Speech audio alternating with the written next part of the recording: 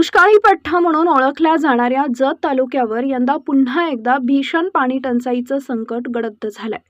उन्हाची तीव्रता, कमी झालेला पाऊस आणि अटत चाललेले तलाव यामुळे तालुक्यातील अनेक गावांमध्ये पिण्याच्या पाण्याचा प्रश्न गंभीर बनलाय। शेड्याळ, माडग्याळ, सिंदूर, कोळगिरी आदी भागांमध्ये नागरिकांना पाण्यासाठी मोठी पायपीट करावी लागते।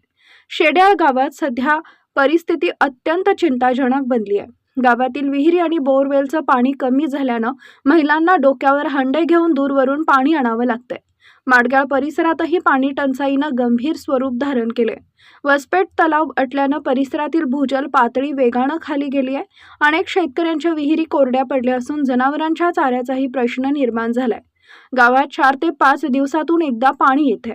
दरम्यान जत तालुक्यात मध्यम व लघु प्रकल्पातील पाणी साठ्याची धक्कादायक आकडेवारी समोर आली आहे।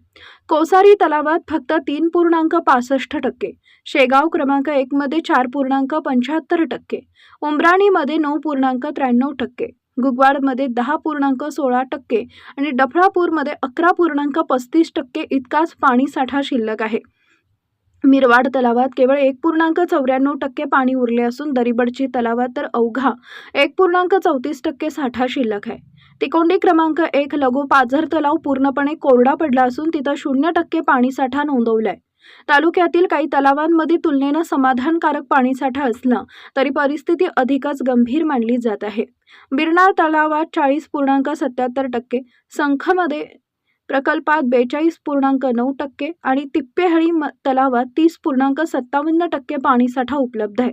मात्र उन्हाची तीव्रता लक्षात घेता हा साठा किती दिवस पुरेल याबाबत चिंता व्यक्त केली जाते।